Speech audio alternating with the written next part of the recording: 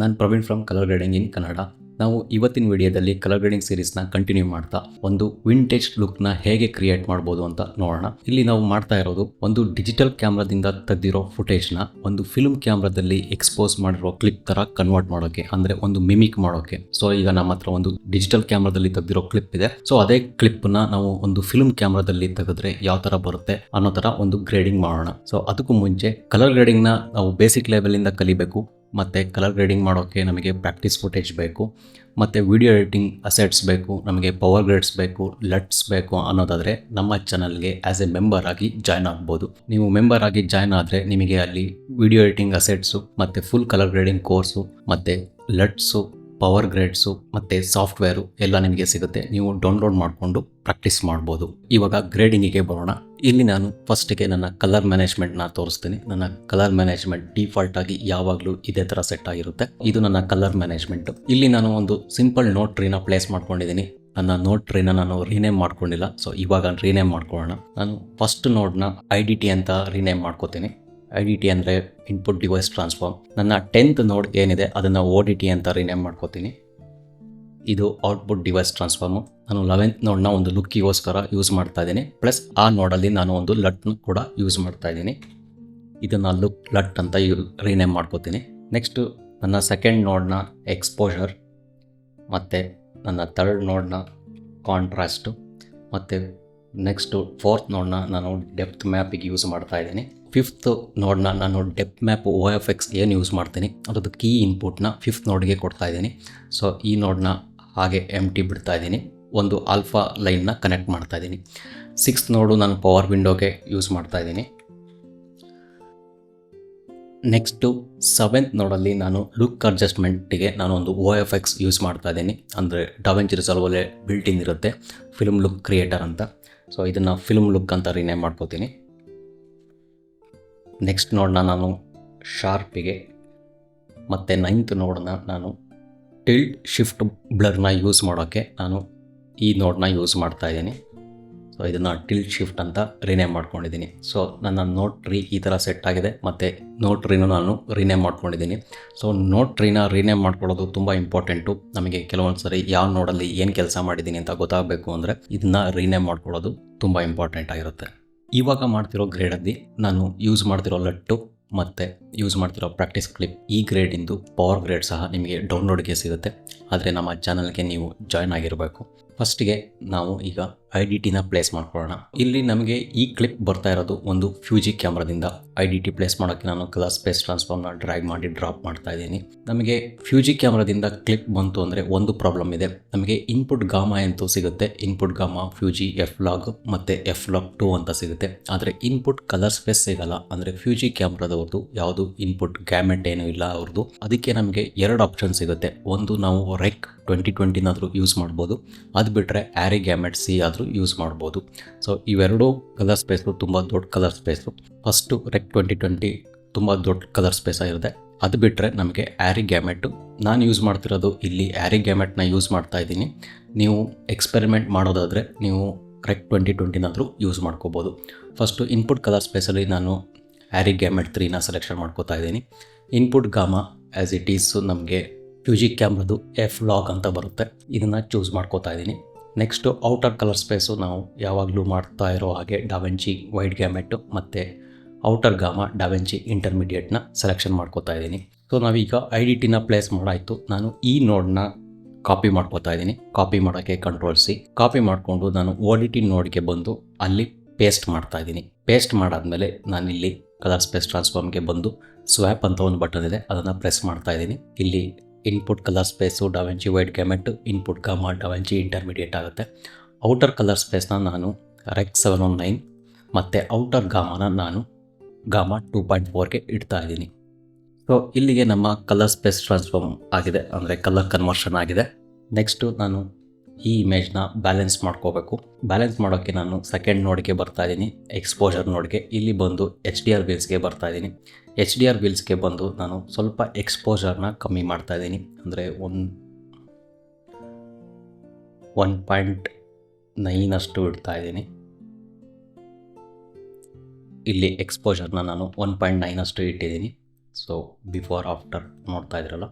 Next ನಾನು contrast ನೋಡಿಕೆ ಬರ್ತಾ ಇದ್ದೀನಿ. ಇಲ್ಲಿ ಬಂದು ನಾನು ಪ್ರೈಮರಿ ಕಲರ್ ವೀಲ್ಸಲ್ಲಿ ಕಾಂಟ್ರಾಸ್ಟ್ನ ಅಡ್ಜಸ್ಟ್ಮೆಂಟ್ ಮಾಡ್ತಾ ಇದ್ದೀನಿ. ಇಲ್ಲಿ ಒಂದು 1.124 ಅಷ್ಟು ಇಡ್ತಾ ಇದ್ದೀನಿ. ನಾನು ಕಾಂಟ್ರಾಸ್ಟ್ ರೇಷಿಯೋನ ಪಿವಿಟಲ್ಲಿ ಅಡ್ಜಸ್ಟ್ಮೆಂಟ್ ಮಾಡ್ತಾ ಇದ್ದೀನಿ. ಸೊ ನೋಡಿದ್ವಲ್ಲ, ನಮ್ಮ ಕಲರ್ ಕನ್ವರ್ಷನ್ ಆದಮೇಲೆ ನಮ್ಮ ಇಮೇಜ್ನ ಬ್ಯಾಲೆನ್ಸ್ ಮಾಡ್ಕೊಂಡಿದ್ದೀನಿ. ಸ್ವಲ್ಪ ಎಕ್ಸ್ಪೋಜರ್ನ ಕಮ್ಮಿ ಮಾಡಿ ಸ್ವಲ್ಪ ಕಾಂಟ್ರಾಸ್ಟ್ ಅಡ್ಜಸ್ಟ್ಮೆಂಟ್ ಮಾಡ್ಕೊಂಡಿದ್ದೀನಿ. ಸೊ ಇಲ್ಲಿ ಯಾವುದಾದ್ರೂ ಕಲರ್ಸು ಡಾಮಿನೆಂಟ್ ಆಗಿದೆಯಾ ಅಂತ ನೋಡೋಕ್ಕೆ ನಾನು ಸ್ಕೋಪ್ಸ್ನ ಯೂಸ್ ಮಾಡ್ತಾ ಇದ್ದೀನಿ.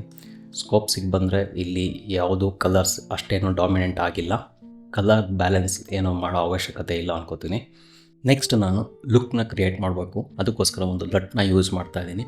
ಲಟ್ಟಿಗೆ ಬಂದು ನಾನು ನನ್ನ ಲಟ್ಟಲ್ಲಿ ಒಂದು ವಿಂಟೇಜ್ ಬ್ಲ್ಯಾಕ್ ಅಂತ ಒಂದು ಲಟ್ನ ಚೂಸ್ ಮಾಡ್ಕೊಂಡಿದ್ದೀನಿ. ಇದನ್ನು ಡಬಲ್ ಕ್ಲಿಕ್ ಮಾಡಿದ ತಕ್ಷಣ ನನಗೆ ಲಟ್ ಅಪ್ಲೈ ಆಗುತ್ತೆ. ಇದು ಬಿಫೋರ್, ಇದು ಆಫ್ಟರು. ಸೊ ನನಗೆ ಇಲ್ಲಿ ಲಟ್ಟಿಂದು ಇಂಟೆನ್ಸಿಟಿ ತುಂಬ ಜಾಸ್ತಿ ಆಯಿತು ಅನ್ನಿಸ್ತಾ ಇದೆ.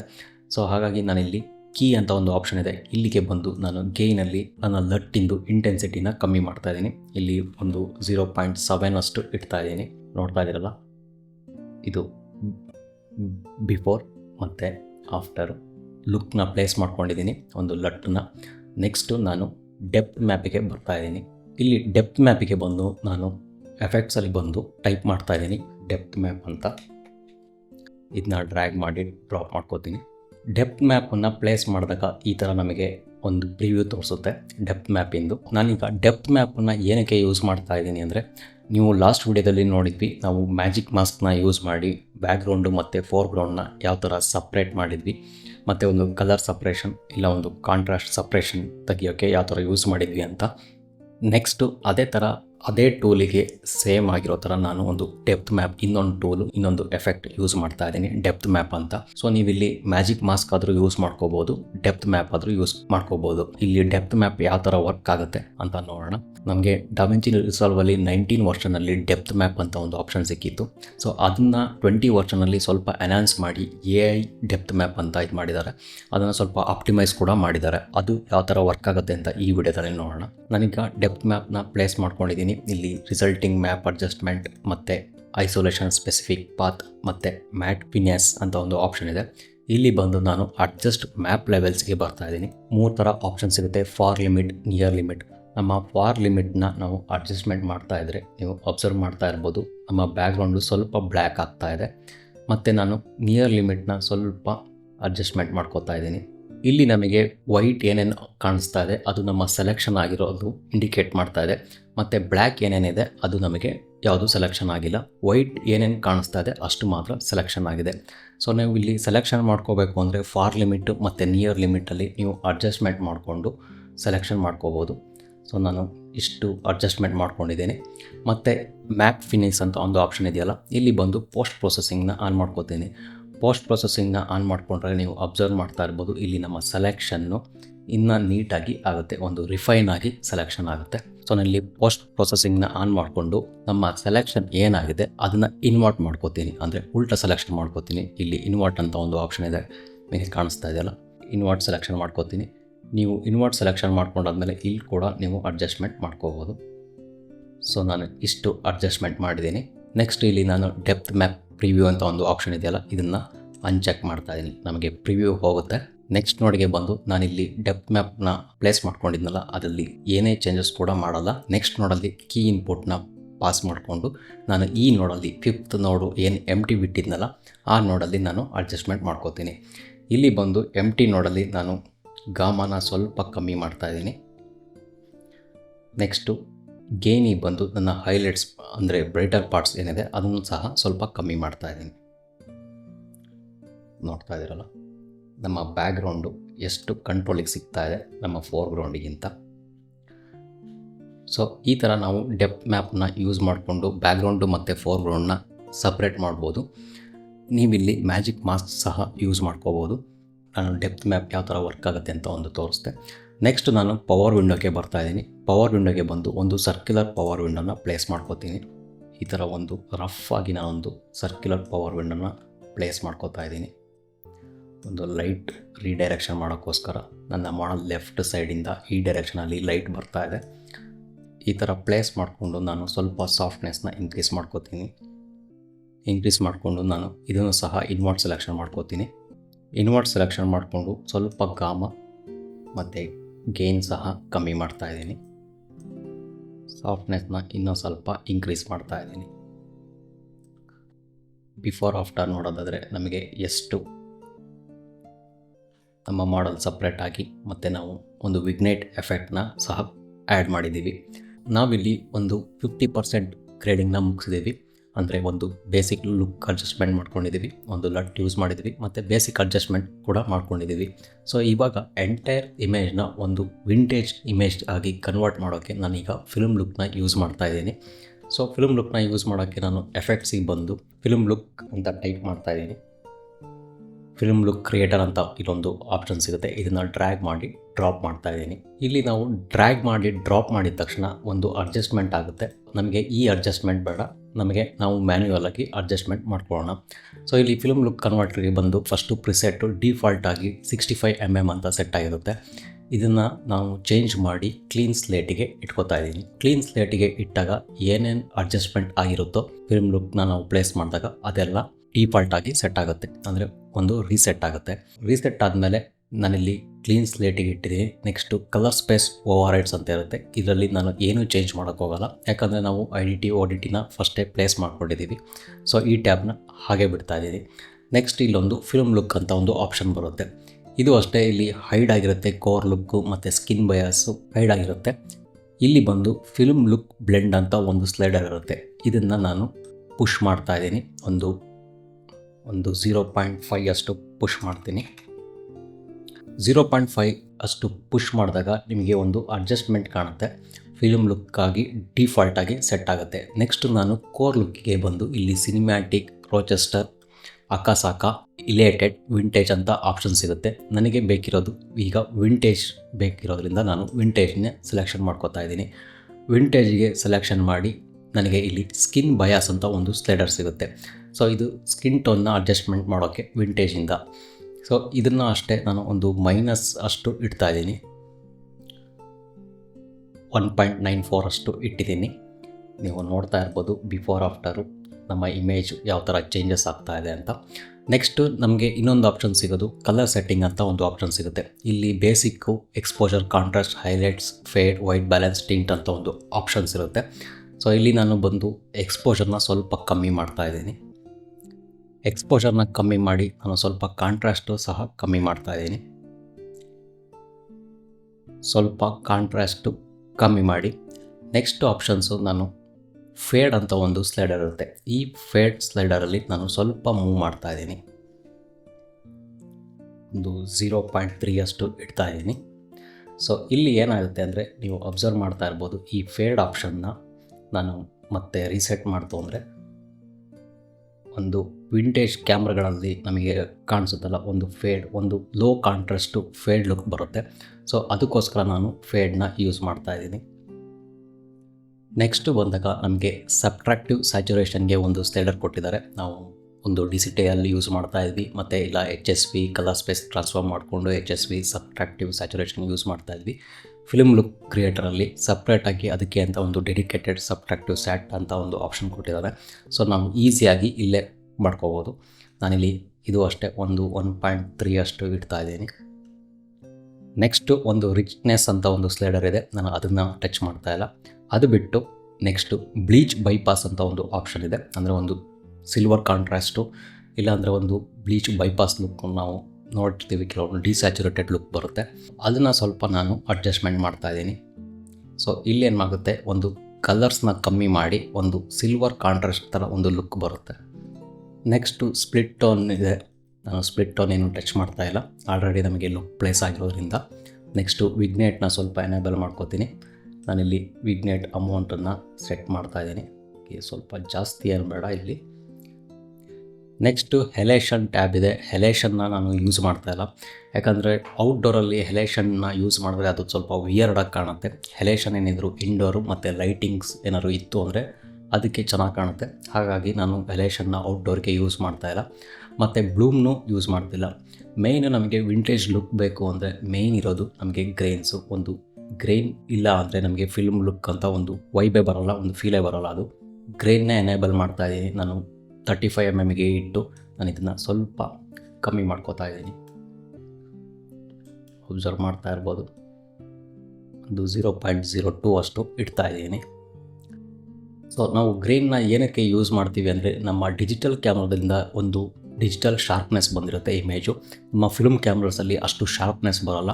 ಸೊ ಡಿಜಿಟಲ್ ಕ್ಯಾಮ್ರಾದಲ್ಲಿ ಇರೋ ಶಾರ್ಪ್ನೆಸ್ನ ರಿಮೂವ್ ಮಾಡೋಕ್ಕೆ ನಾವು ಗ್ರೇನ್ನ ಯೂಸ್ ಮಾಡ್ತೀವಿ. ಸೊ ನೆಕ್ಸ್ಟು ನಾನು flicker, gate view, film gate ಅದ್ಯಾವುದು ಯೂಸ್ ಮಾಡೋಲ್ಲ. ಇದಿಷ್ಟು ನಮ್ಮ ಫಿಲ್ಮ್ ಲುಕ್ ಕ್ರಿಯೇಟರಲ್ಲಿ ನಾವು ಯೂಸ್ ಮಾಡಿರುವಂಥ ಸೆಟ್ಟಿಂಗ್ಸು. ನಾವು ಈಗ ಬಿಫೋರ್ ಆಫ್ಟರ್ ನೋಡೋದಾದರೆ ನಮ್ಮ ಬಿಫೋರ್ ಸೆಟ್ಟಿಂಗ್ಸ್ ಈ ಥರ ಇತ್ತು. ಈಗಲೂ ಸ್ಟಿಲ್ ಇದು ಒಂದು ಡಿಜಿಟಲ್ ಇಮೇಜ್ ಥರನೇ ಫೀಲ್ ಆಗ್ತಾ ಇದೆ. ನಾವು ಯಾವಾಗ ಫಿಲ್ಮ್ ಲುಕ್ ಕನ್ವರ್ಟರ್ನ ಯೂಸ್ ಮಾಡ್ತೀವಿ, ಒಂದು ವಿಂಟೇಜ್ ಲುಕ್ಕು ಮತ್ತು ಒಂದು ಫಿಲ್ಮ್ ಕ್ಯಾಮ್ರಾದಿಂದ ತೆಗೆದಿರೋವಂಥ ಒಂದು ಫೀಲ್ ಬರ್ತಾ ಇದೆ. ಇದಿಷ್ಟು ಫಿಲ್ಮ್ ಲುಕ್ ಕನ್ವರ್ಟರ್ ಆಯಿತು. ನಾವು ನೆಕ್ಸ್ಟ್ ನೋಡಿಗೆ ಹೋಗೋಣ. ನೆಕ್ಸ್ಟ್ ನೋಡಲ್ಲಿ ಶಾರ್ಪ್ ಅಂತ ಒಂದು ನೋಡ್ನ ಪ್ಲೇಸ್ ಮಾಡ್ಕೊಂಡಿದ್ದೀನಿ. ಇಲ್ಲಿ ಬಂದು ಶಾರ್ಪ್ನೆಸ್ನ ಇನ್ಕ್ರೀಸ್ ಮಾಡೋಕ್ಕೆ ಈ ನೋಡ್ನ ಯೂಸ್ ಮಾಡ್ತಾ ಇದ್ದೀನಿ. ಶಾರ್ಪ್ನೆಸ್ನ ಇನ್ಕ್ರೀಸ್ ಮಾಡೋಕ್ಕೆ ನಾನು ಬ್ಲರ್ ಆಪ್ಷನ್ಗೆ ಬರ್ತಾ ಇದ್ದೀನಿ. ಇಲ್ಲಿ ಬಂದು ನಾನು ಒಂದು -48 ಅಷ್ಟು ಇಡ್ತಾ ಇದ್ದೀನಿ. ಇದು ಅಷ್ಟು ಶಾರ್ಪ್ನೆಸ್ ಗೊತ್ತಾಗಲ್ಲ, ಸ್ವಲ್ಪ ನಮ್ಮ ಇಮೇಜು ಶಾರ್ಪ್ ಆಗುತ್ತೆ. ನೆಕ್ಸ್ಟ್ ನೋಡಲ್ಲಿ ನಾನು ಇನ್ನೊಂದು ನೋಡ್ನ ಪ್ಲೇಸ್ ಮಾಡ್ಕೊಂಡಿದ್ದೀನಿ, ಟಿಲ್ಟ್ ಶಿಫ್ಟ್ ಅಂತ. ಯೂಸ್ ಮಾಡೋದಾದ್ರೂ ಮಾಡ್ಬೋದು, ಇಲ್ಲಾಂದ್ರೆ ಏನು ಪರವಾಗಿಲ್ಲ. ಸೊ ಇದೊಂದು ಟಿಲ್ಟ್ ಶಿಫ್ಟ್ ಅಂದರೆ ಏನಕ್ಕೆ ಯೂಸ್ ಮಾಡ್ತೀವಿ ಅಂದರೆ, ಇದು ಟಾಪು ಮತ್ತು ಬಾಟಮಲ್ಲಿ ಸ್ವಲ್ಪ ಬ್ಲರ್ ಮಾಡೋಕ್ಕೆ ನಾವು ಯೂಸ್ ಮಾಡ್ತೀವಿ. ಅಂದರೆ ನಮ್ಮ ಇಮೇಜು ಮಿಡಲಲ್ಲಿ ಫುಲ್ ಶಾರ್ಪಾಗಿರುತ್ತೆ, ಟಾಪು ಮತ್ತು ಬಾಟಮಲ್ಲಿ ಮಾತ್ರ ಬ್ಲರ್ ಆಗುತ್ತೆ. ನೀವು ಕೆಲವೊಂದು ಹಾಲಿವುಡ್ ಫಿಲಮ್ಸಲ್ಲಿ ಮಾಡಿರ್ತಾರೆ, ನೀವು ಅಬ್ಸರ್ವ್ ಮಾಡಿರ್ಬೋದು. ಸೊ ಆ ಥರ ಒಂದು ಲುಕ್ನ ಮಿಮಿಕ್ ಮಾಡೋಕ್ಕೋಸ್ಕರ ನಾನು ಟಿಲ್ಟ್ ಶಿಫ್ಟ್ನ ಯೂಸ್ ಮಾಡ್ತಾ ಇದ್ದೀನಿ. ಟಿಲ್ಟ್ ಶಿಫ್ಟ್ನ ಯೂಸ್ ಮಾಡೋಕ್ಕೆ ನಾನು ಎಫೆಕ್ಟ್ಸ್ಗೆ ಬಂದು ಇಲ್ಲಿ ಟೈಪ್ ಮಾಡ್ತೀನಿ ಟಿಲ್ಟ್ ಶಿಫ್ಟ್ ಅಂತ. ಟಿಲ್ಟ್ ಶಿಫ್ಟ್ ಬ್ಲರ್ ಅಂತ ಒಂದು ಆಪ್ಷನ್ ಸಿಗುತ್ತೆ. ಇದನ್ನ ಡ್ರ್ಯಾಗ್ ಮಾಡಿ ನೋಡ್ ಮೇಲೆ ಪ್ಲೇಸ್ ಮಾಡ್ಕೊತೀನಿ. ಪ್ಲೇಸ್ ಮಾಡ್ಕೊಂಡಾದ್ಮೇಲೆ ಆ್ಯಸ್ ಇಟ್ ಈಸ್ ನಮಗೆ ಈ ಥರ ಫಸ್ಟೇ ಒಂದು ಸೆಟ್ಟಿಂಗ್ ಬಂದಿರುತ್ತೆ. ನೆಕ್ಸ್ಟ್ ನಾನು ಡೆಪ್ತ್ ಮ್ಯಾಪ್ ಪ್ರಿವ್ಯೂನ ಎನೇಬಲ್ ಮಾಡ್ಕೋತೀನಿ, ನನಗೆ ಎಷ್ಟು ಬ್ಲರ್ ಬೇಕು ಅಂತ. ನನಗೆ ಇಲ್ಲಿ ವೈಟ್ ಏನೇನು ಕಾಣಿಸ್ತಾ ಇದೆ ಅದು ನಮ್ಮ ಬ್ಲರ್ ಆಪ್ಷನ್ನು, ಬ್ಲ್ಯಾಕ್ ಏನೇನು ಕಾಣಿಸ್ತಾ ಇದೆ ಅದು ಎಲ್ಲಿ ಬ್ಲರ್ ಆಗಲ್ಲ. ಸೊ ನಾನು ಇದನ್ನ ಅಡ್ಜಸ್ಟ್ಮೆಂಟ್ ಮಾಡ್ಕೋತೀನಿ. ಸೊ ನೀವು ಇಲ್ಲಿ ಅಡ್ಜಸ್ಟ್ಮೆಂಟ್ ಮಾಡೋದಕ್ಕಿಂತ ಇಲ್ಲಿ ನಮ್ಮ ಸ್ಟೇಡರ್ ಇರುತ್ತಲ್ಲ ಅಲ್ಲಿ ಅಡ್ಜಸ್ಟ್ಮೆಂಟ್ ಮಾಡ್ಕೊಳ್ಳೋದು ತುಂಬ ಬೆಟರು. ಸೊ ಇಲ್ಲಿ ಎಕ್ಸ್, ಸೆಂಟರ್ ವೈ ಅಂತ ಎಲ್ಲ ಇರುತ್ತೆ. ನಾನು ಇಲ್ಲಿ ಸ್ವಲ್ಪ ಅಡ್ಜಸ್ಟ್ಮೆಂಟ್ ಮಾಡ್ಕೋತಾ ಇದ್ದೀನಿ. ನನ್ನ ಇನ್ ಫೋಕಸ್ ರೇಂಜು ಒಂದು ಇಷ್ಟು ಅಡ್ಜಸ್ಟ್ಮೆಂಟ್ ಮಾಡ್ತಾ ಇದ್ದೀನಿ. ಸ್ವಲ್ಪ ನಾನು ಬ್ಲರ್ ರೇಂಜ್ ಕೂಡ ಅಡ್ಜಸ್ಟ್ಮೆಂಟ್ ಮಾಡ್ತಾ ಇದ್ದೀನಿ. ನಾನು ಡೆಪ್ತ್ ಮ್ಯಾಪ್ ಪ್ರಿವ್ಯೂನ ಡಿಸೇಬಲ್ ಮಾಡ್ತಾ ಇದ್ದೀನಿ. ಡಿಸೇಬಲ್ ಮಾಡಿ ನನ್ನ ಬ್ಲರ್ ಸ್ಟ್ರೆಂತ್ ಎಷ್ಟು ಬೇಕೋ ಅಷ್ಟನ್ನು ಮಾತ್ರ ನಾನು ಅಡ್ಜಸ್ಟ್ಮೆಂಟ್ ಮಾಡ್ತಾ ಇದ್ದೀನಿ. ಅಂದರೆ ನನಗೆ ತುಂಬ ಬ್ಲರ್ ಬೇಡ, ಒಂದು 2 ಪಾಯಿಂಟ್ ಅಷ್ಟು ಬ್ಲರ್ ಇಡ್ತಾ ಇದ್ದೀನಿ. ನೀವು ಅಬ್ಸರ್ವ್ ಮಾಡ್ತಾ ಇರ್ಬೋದು, ಇಲ್ಲಿ ಒಂದು ಸಟಲ್ ಚೇಂಜ್ ಆಗಿದೆ, ಅಂದರೆ ಅಷ್ಟೊಂದು ಚೇಂಜಸ್ ಏನು ಗೊತ್ತಾಗ್ತಾಯಿಲ್ಲ. ಇನ್ನೊಂದು 3 ಅಷ್ಟು ಇಡ್ತಾ ಇದ್ದೀನಿ. ನಮ್ಮ ಮಾಡೆಲ್ ಕಾಲ ಹತ್ರ ನೀವು ನೋಡ್ತಾ ಇರ್ಬೋದು, ಸ್ವಲ್ಪ ಬ್ಲರ್ ಕಾಣಿಸ್ತಾ ಇದೆ. ಸೊ ಈ ಥರ ಒಂದು ಬ್ಲರ್ನ ಮಿಮಿಕ್ ಮಾಡೋಕ್ಕೋಸ್ಕರ ನಾನು ಈ ಟಿಲ್ಟ್ ಶಿಫ್ಟ್ ಬ್ಲರ್ನ ಯೂಸ್ ಮಾಡ್ತಾ ಇದ್ದೀನಿ. ಸೊ ನೋಡಿದ್ವಲ್ಲ, ಒಂದು ವಿಂಟೇಜ್ ಗ್ರೇಡಿಂಗು ಮತ್ತು ಒಂದು ಫಿಲ್ಮ್ ಕ್ಯಾಮ್ರಾದಲ್ಲಿ ತೆಗೆದಿರೋ ಥರ ಯಾವ ಥರ ಗ್ರೇಡಿಂಗ್ ಮಾಡ್ಬೋದು ಅಂತ. ಈ ಥರ ಲುಕ್ನ ನಾವು ಒಂದು ಕ್ಲಿಪ್ಪಿಗೆ ಮಾಡೋದು ತುಂಬ ಈಸಿಯಾಗಿರುತ್ತೆ. ಸೊ ಇದೇ ಥರ ನಾವು ಬೇರೆ ಕ್ಲಿಪ್ಪಿಗೂ ಇದೇ ಸೇಮ್ ಲುಕ್ಕು ಅಪ್ಲೈ ಆಗುತ್ತೋ ಇಲ್ವೋ ಅಂತ ಒಂದ್ಸರಿ ನೋಡೋಣ. ಇದೇ ಎನ್ವೈರ್ನಮೆಂಟಲ್ಲಿರೋ ಕೆಲವೊಂದು ಕ್ಲಿಪ್ಸ್ನ ತೊಗೊಂಡಿದ್ದೀನಿ. ಸೇಮ್ ಲುಕ್ಕನ್ನ ಬೇರೆ ಕ್ಲಿಪ್ಸ್ ಕೂಡ ನಾನು ಪವರ್ ಗ್ರೇಡ್ ಯೂಸ್ ಮಾಡಿಕೊಂಡು ನಾನು ಅಪ್ಲೈ ಮಾಡಿದ್ದೀನಿ. ಸೊ ಈ ಥರ ನಮ್ಮ ಲುಕ್ಕು ಯಾವ ಥರ ಅಪ್ಲೈ ಆಗಿದೆ ಅಂತ ನೋಡ್ತಾ ಇರ್ಬೋದು ನೀವು. ಅದೇ ಬೇರೆ ಬೇರೆ ಕ್ಲಿಪ್ಪಿಗೆ ನಾನು ಸೇಮ್ ಲುಕ್ನ ಅಪ್ಲೈ ಮಾಡಿದ್ದೀನಿ, ನೀವು ನೋಡ್ತಾ ಇದ್ದೀರಲ್ಲ.